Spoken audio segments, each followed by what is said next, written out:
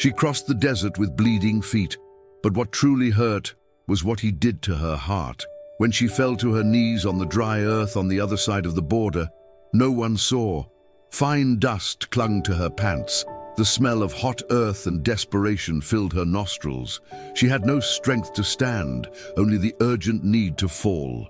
Her fingers scraped the rough ground, searching for support that wasn't there, as the rising sun painted the sky orange and purple, oblivious to her agony.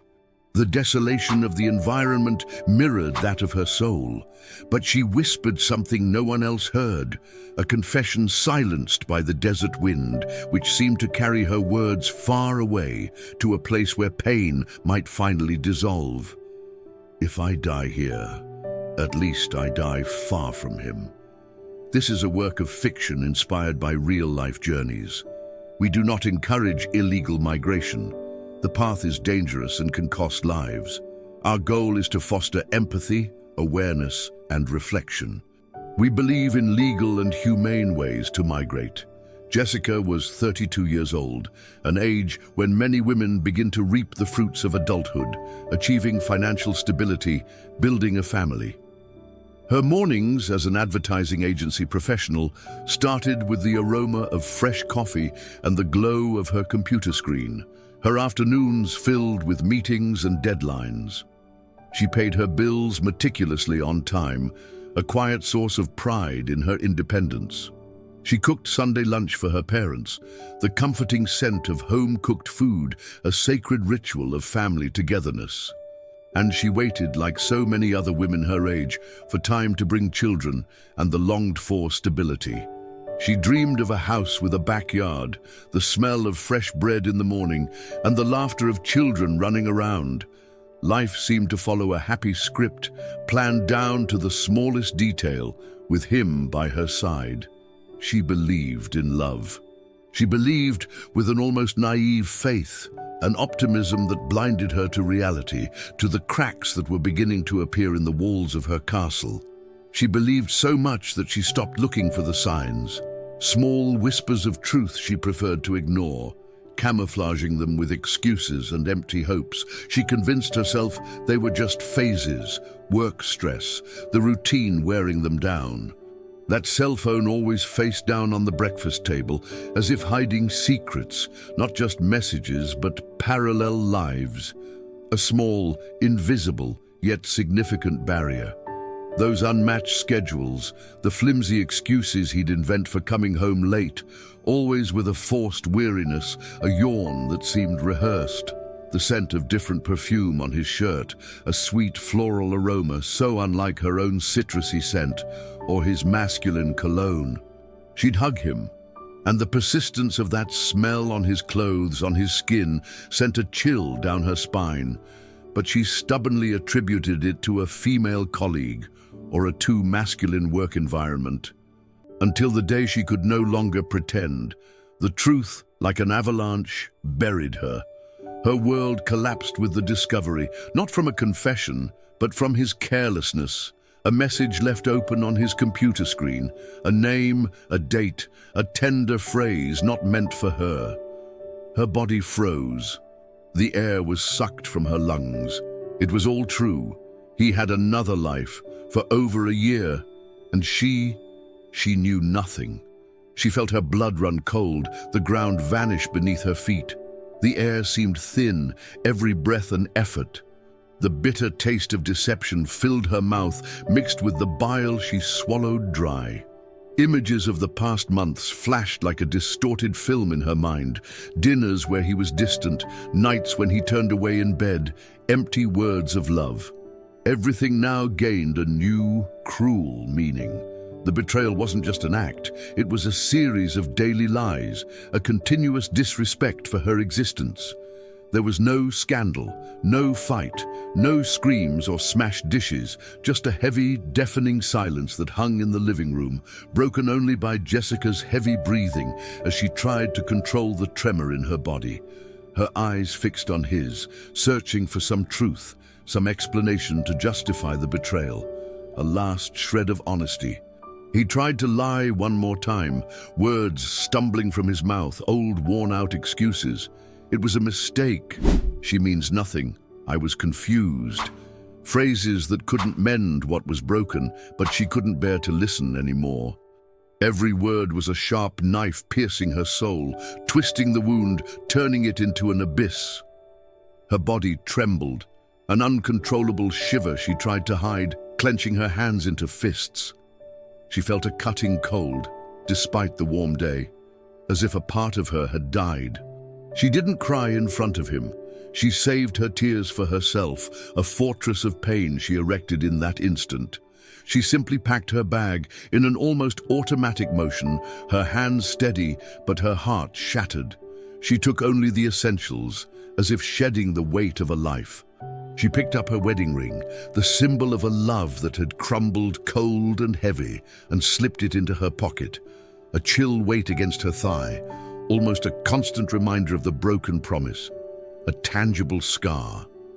Her mouth was dry, a metallic taste on her tongue, and her eyes were fixed on the horizon, searching for an escape. At the bus station, the hum of voices and the rumble of departing buses formed a backdrop to her private storm.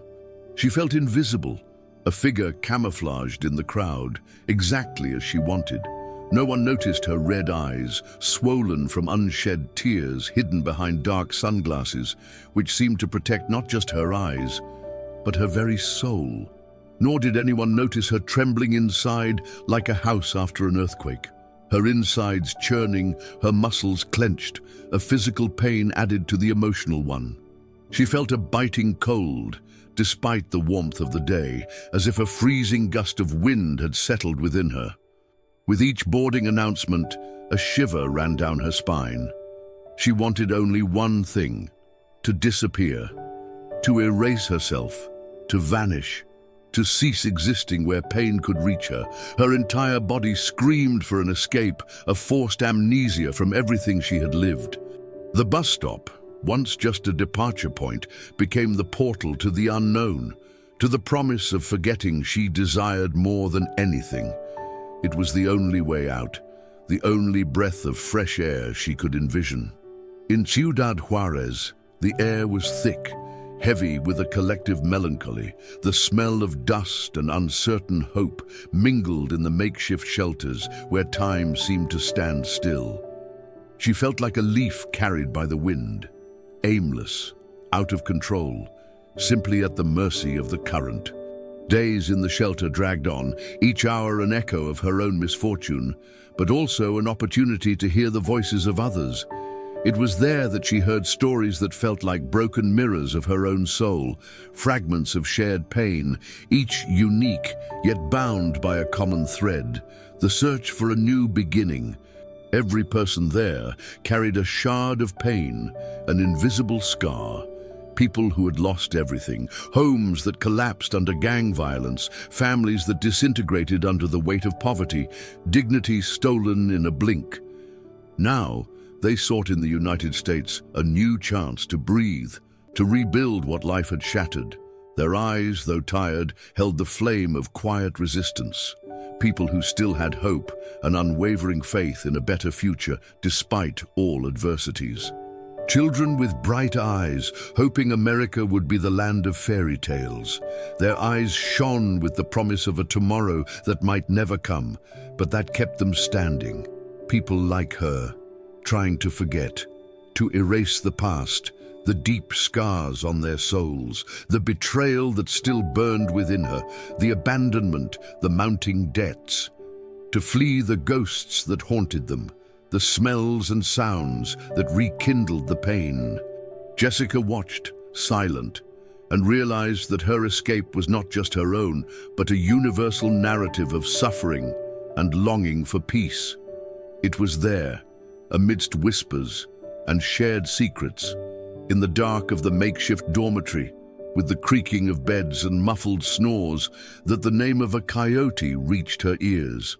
A shadowy, almost mythical figure, representing the only chance to cross the border, the last hope for a fresh start.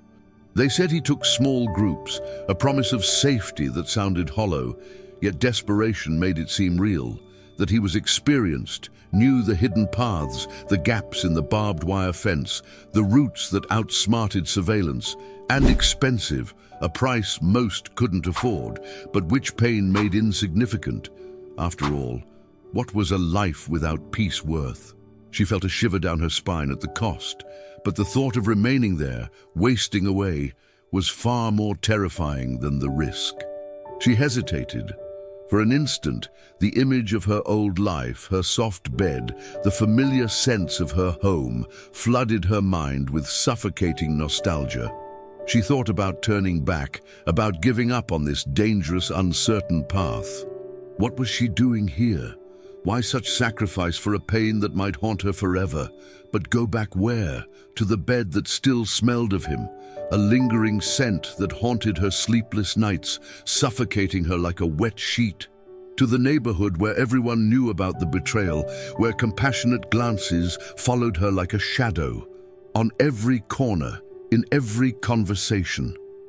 No, to go back would be to die alive, to wither slowly, trapped in a past that suffocated her in an invisible prison built from memories. It was like accepting a slow death sentence, without freedom, without air to breathe. She chose to risk everything. A desperate courage took hold of her, an impulse from a deep place in her wounded soul, a voice that urged her, keep going. It was the only way to fight for her own emotional survival, the only way to break free from the chains of the past. Because what she had, what was hers, had already been ripped away. Her identity as a wife, her self-worth, her faith in humanity.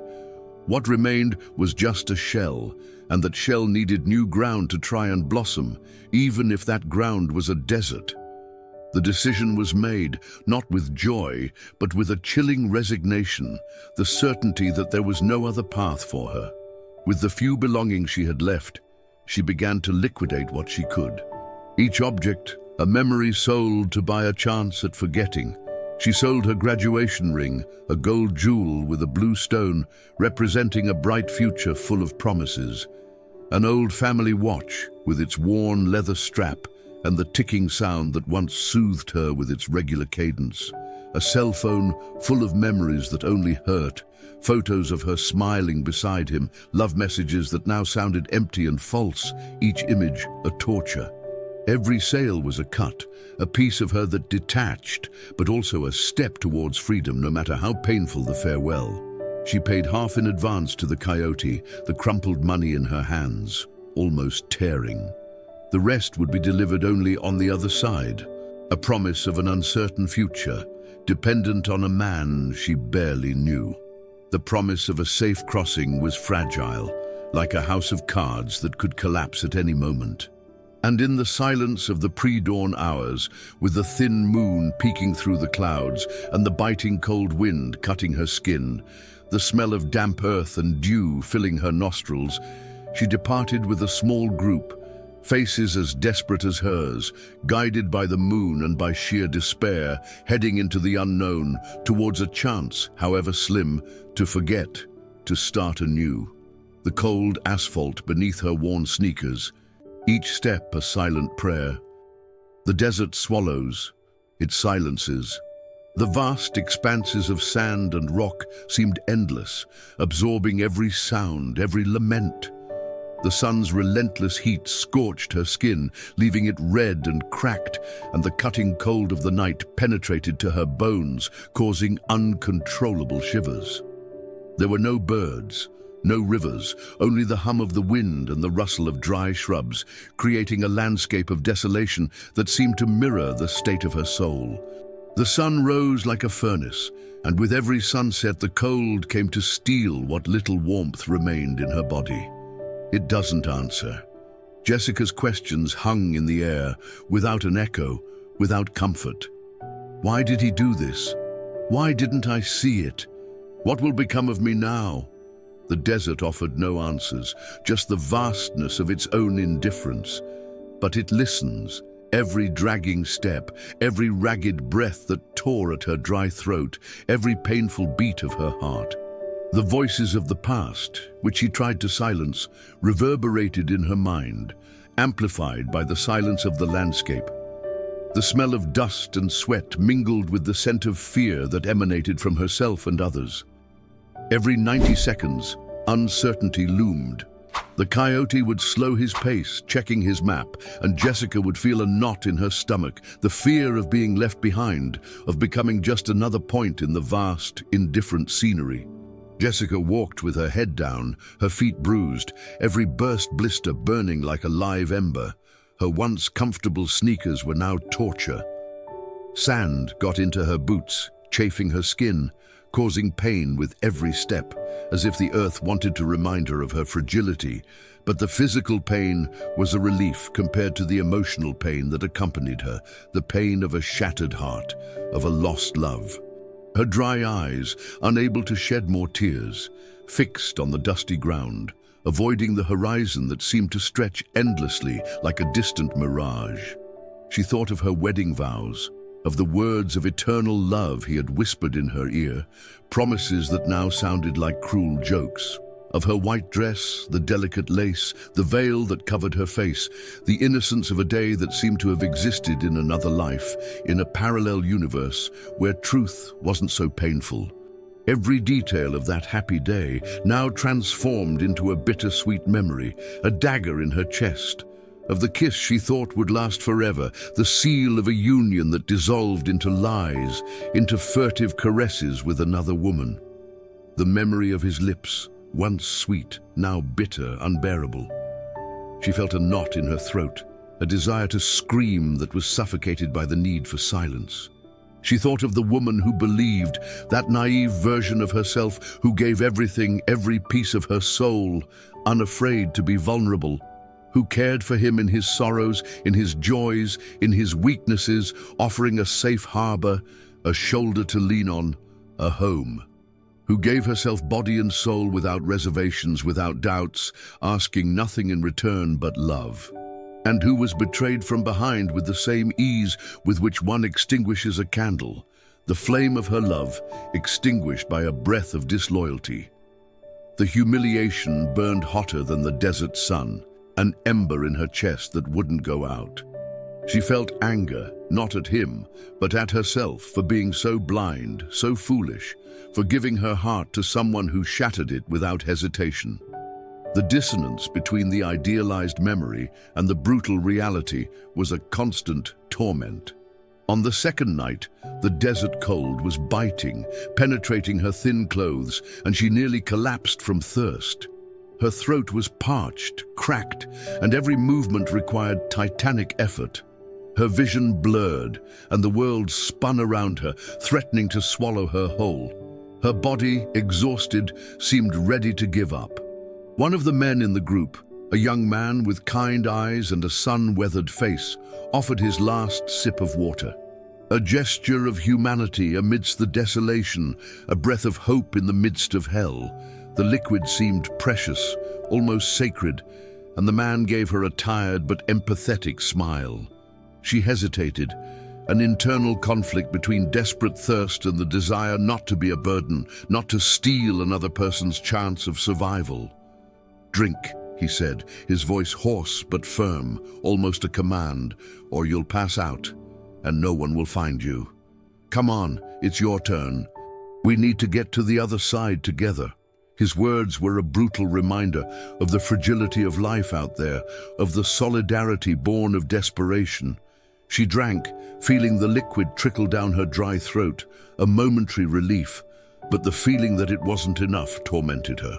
And she tasted the water mixed with the taste of loneliness, a bitter flavor that lingered even with hydration, like a constant reminder of her situation. Gratitude mingled with desolation, a bittersweet blend. She felt like a ghost, a shadow, walking in a limbo between life and near death, her mind wandering between the arid reality and the dreams of a past that haunted her. She dreamed of him that night, of the smell of their home, waking with a jolt, the desperation and thirst real, and the dream a torture. When they finally crossed the barbed wire fence, the wires tearing at her clothes, leaving scratches on her arms. In the cold, dark pre-dawn, The smell of metal and earth filled her nostrils. The air seemed lighter on the other side, but the weight of the journey still rested upon her, a fatigue that refused to leave. Jessica fell to her knees. Her body, a dead weight, surrendered. It wasn't gratitude, not victory. There was no joy, no relief, only the exhaustion that seized every fiber of her being. She couldn't even lift her head to see the new landscape. It was her body pleading for a break, exhausted, depleted, surrendered to the force of nature and the brutality of the crossing. Her muscles screamed and every joint ached, a torment that seemed endless. Dust mingled with sweat on her face, forming a crust of dirt and suffering. The sensation of being invisible was comforting, yet also overwhelming. And on the dry ground, feeling the roughness of the earth beneath her hands, she thought, will the pain disappear on the other side? The question echoed in her mind, a last hope, a thin thread of light in the darkness. Would physical distance erase emotional scars? Or would the pain, like a parasite, follow her forever, crossing borders and settling into her new home? Phoenix. Dry, relentless heat that baked her skin and parched her throat. A heat so different from the humid warmth of her homeland. A strange language, unfamiliar voices that sounded like a distant hum, words she could barely decipher. The dream of forgetting clashed with a harsh, grey reality, a painful awakening to a world that didn't seem to belong to her. The city, with its colourful houses and noisy cars, seemed to vibrate at a different frequency than hers, a frantic rhythm she couldn't keep up with. The smell of hot asphalt and gasoline filled her nostrils, a stark contrast to the fresh air and floral scents of her old home. She found a corner in a small room at the back of a family's house, tiny, with a window that faced a brick wall. A worn mattress on the floor, a single dangling light bulb, and loneliness as her constant companion. A silence that, paradoxically, reminded her of her own noisy mind. This was her new home, and it felt so cold, so impersonal. She worked as a house cleaner, scrubbing homes, the cleaning products irritating her dry hands, leaving them rough and chapped. She taught basic Portuguese to the children of other immigrants, her voice soft and gentle, an echo of the teacher she had dreamed of being, a small contribution to those who, like her, sought a new home. She washed dishes in restaurants, her hands submerged in hot, greasy water, the smell of food clinging to her clothes, a persistent odor she carried home. Every day was a battle for survival, a test of her resilience. She didn't talk much. Her words were few, measured, as if each one cost immense effort, as if she guarded too many secrets. But she observed everything, every detail, every gesture, trying to decipher the new world around her, the expressions on people's faces, the codes of a culture alien to her. Her eyes, once dull, now watched with an almost feverish intensity, as if trying to absorb every new piece of information, every clue on how to live in this new place. She sent money to her mother back home. A simple envelope, no return address, with a cold note that she was fine. With each send, she felt a mix of relief at being able to help and sadness at not being able to hug her, to see the smile on her face. She never called. She was afraid to cry, to have her voice betray the fragility she strove to hide, to collapse at the sound of the familiar voice that would tether her to the past. The phone, once a means of connection, became a painful reminder of everything she had left behind, a potential source of pain. Every time another person's phone rang, her heart tightened, and she was reminded of the impossibility of reconnecting with her own world. She wrote letters to herself in her old notebook, small outbursts about the day, about the pain, about the hope. But she wasn't okay. The pain of the betrayal didn't disappear. It transformed, adapted like a parasite finding a new host, changing form but remaining there, a constant weight on her soul. Anxiety was a constant companion, a knot in her stomach that never unraveled, a sensation of panic that could emerge from nowhere. The fear of being discovered, of being sent back haunted her like a shadow, making her glance over her shoulder with every step. One day at the supermarket, among the aisles filled with colorful fruits and vegetables, with the scent of spices in the air, she saw a woman choosing flowers with her husband. Their hands intertwined, smiles exchanged, the silent complicity she had once known. He smiled at her as if she were the only sky possible, the only light in his universe, the same smile he once dedicated to her, so real, so sincere. Jessica's heart tightened, a sharp pang of nostalgia and pain. And Jessica hid behind the cans of beans, the metallic smell mixing with the sweet scent of flowers, her body huddled and trembling, trying to become invisible. And she cried. The tears, once held back, streamed out, hot and abundant, wetting her face and hands, a torrent of accumulated grief. The crying was uncontrollable, convulsive, a silent lament in the midst of the market's bustle. She cried all the tears she couldn't in the desert, tears running hot and abundant, soaking her face and hands. The sound of her weeping seemed amplified in her ears. She cried because she remembered what it felt like to be loved, that sense of completeness, of being desired, of belonging to someone, of having a safe harbor.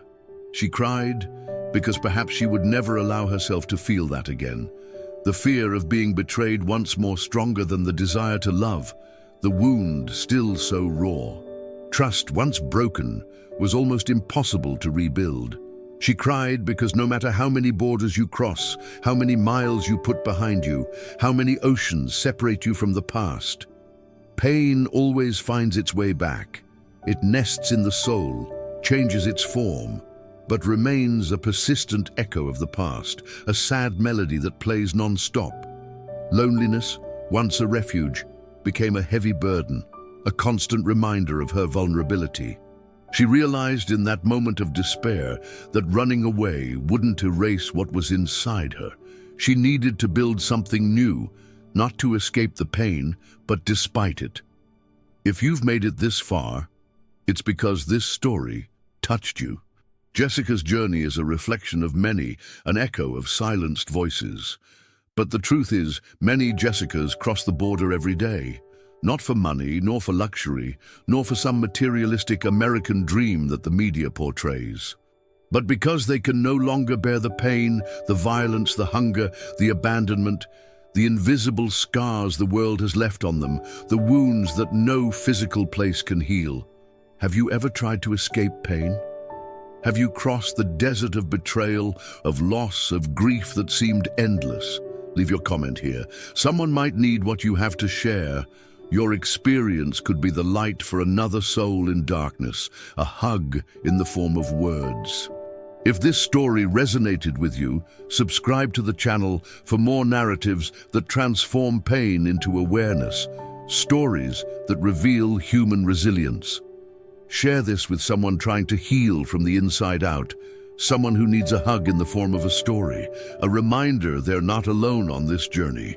And hit that like button. That's how we know it's worth continuing to tell these human, painful, and transformative stories that connect us to one another.